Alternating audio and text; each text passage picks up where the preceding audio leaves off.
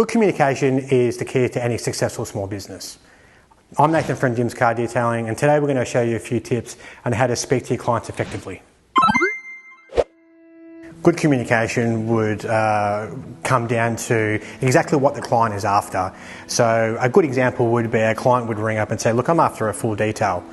That to some other companies might just be the interior, but for us, a full detail would, include the whole car. So good communication would be to really let the client know exactly what service, the inclusions are in the service. So, you're not going to be able to miss anything. Be clear.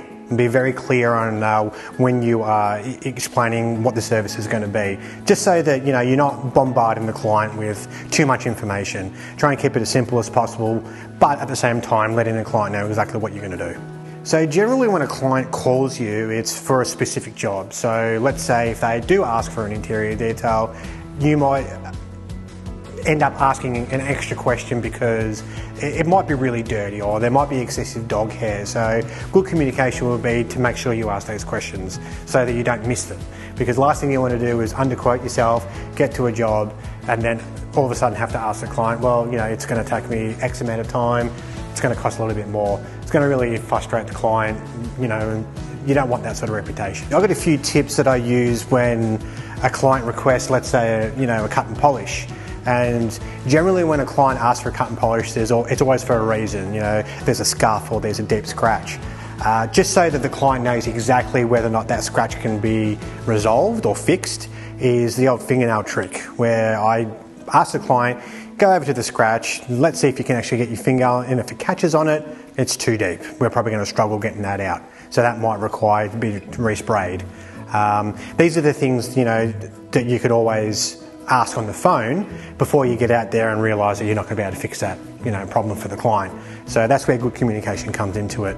Also, what level of polishing that they might require. It might be a newer car, it might be an older car, it might need multiple stages, or it might just be a quick polish. So as long as you're communicating with the client effectively and clearly, so they understand exactly what you're going to do, then you're more than likely going to get the job over the line. So whenever I speak to clients initially, I always like to make them feel comfortable. So I don't just go straight into what requesting what the job's going to be. It's ask them how their day is, or ask them what footy team they might follow, just to sort of break the ice with them and make them feel a bit more comfortable, and get down to business. Sometimes you need to be a little bit more specific, so sometimes even ask for photos. I've even asked clients to FaceTime so they can show me exactly what they're after. But even in an email, you can be really specific, especially if it's a business. Then you might need to actually give them a full quote on multiple cars or multiple services. So this is where emails come in handy. So another good technique for having good communication would be letting things known to clients so they actually understand it. A good example would be about a clay bar. If you just went up to, especially like an elderly or someone who has no idea about what clay barring is, they're going to get confused. So there's going to be good ways to describe what that actual service is going to be. So a prime example would be clay barring is what you do before you actually polish to decontaminate paint.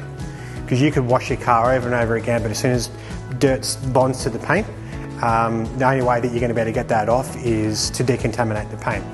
Yeah, so generally what I do, if I ever get a new request for a job, I always thank the client for using my services, either in a message or an email, letting them know that I appreciate, their patronage. A good tip to have when you're speaking to your clients would be to have good courtesy. So if they have requested a job, to actually thank them for requesting you, and then after you've completed the job, thank them again for using your services.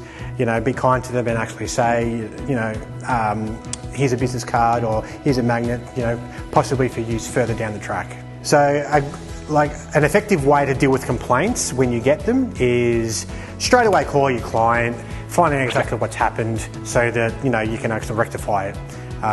They're probably going to ask you to come back and fix it, which is fine. If you have made a mistake, the common courtesy would be to go and fix the problem.